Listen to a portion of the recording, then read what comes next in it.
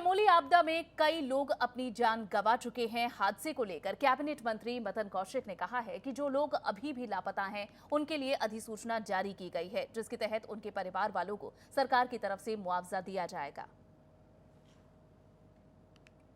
उत्तराखंड सरकार ने अधिसूचना जारी कर दी है। जिन लोगों का पता नहीं लग पा रहा है, आपदा के दौरान गुम हुए लोग, उनको लेकर सरकार अब मुआवजा देगी। मुझे लगता है इस पर ज्यादा बातचीत हमें उत्तराखंड से बीजेपी के वरिष्ठ नेता और वर्तमान में कैबिनेट मंत्री मदन कौशिक से बात कर लेनी चाहिए, जो कि इस वक्त मेरे साथ मौजूद भी है। मदन कौशिक जी, अधिसूचना आप लोगों ने जारी की है कि जो लोग अब नहीं मिल रहे हैं, तपोवन या चमोली आपदा में जो लोग जो है नहीं पाए जा रहे हैं, ऐसे में आप लोग उनको मुआवजा देंगे।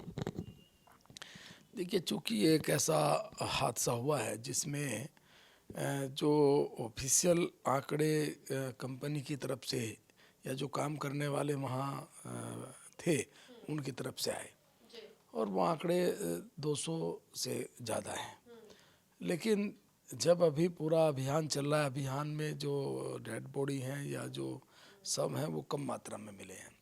ऐसी परिस्थितियों में उनके परिवार वालों के सामने भी एक स्थिति है और सरकार का दायित्व भी बनता है।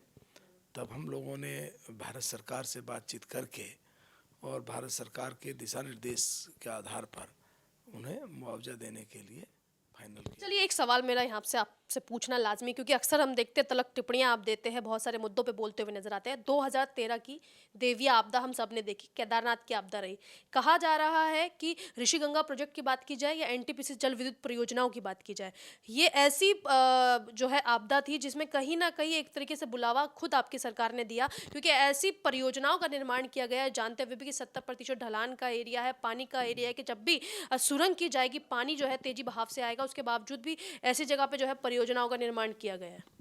देखिए, दो चीज़ें हैं। एक तो ये सारी चीज़ें मैं समझता हूँ कि राजनीतिक रूप से इन पर ख़ास तौर पर जो परियोजनाएं, इन पर टिप्पणी नहीं करनी चाहिए।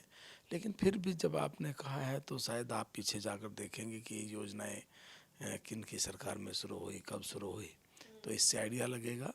जहाँ तक सवाल इस चीज़ का, जब परियोजनाएं शुरू होती हैं और परियोजनाएं 50% 60% पूरी हो जाती हैं, तब सरकार कोई भी है, उस सरकार का ये बनता है कि उस सरकार को जो यदि योजना बंद करने की बात आती है तो तब कोर्ट है, न्यायालय है, भारत सरकार सब बीच में होते हैं।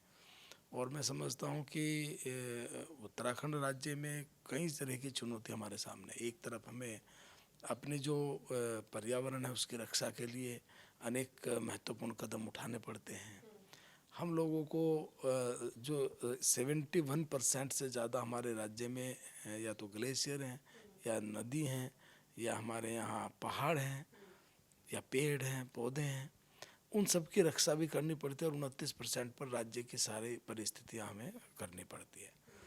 दूसरी ओर हमारे सामने एक चुनौती है भी कि हम दो देशों से मिले हुए हमारे राज्य की सीमा है और सीमा से लगातार पलायन ना हो, इसलिए विकास की दृष्टि से उस सीमा तक पहुंचना ये भी एक चुनौती सरकार के सामने रहती है। आज हम लोगों का ये प्रयास रहा बहुत दिनों के बाद कि 4 धाम जैसी परियोजना राज्य में बनाए। चलिए, शुक्रिया हमसे खास बात करने के लिए। कैमरा पर्सन अमित के साथ मैं भावना, आनंद टीवी, दिल्ली।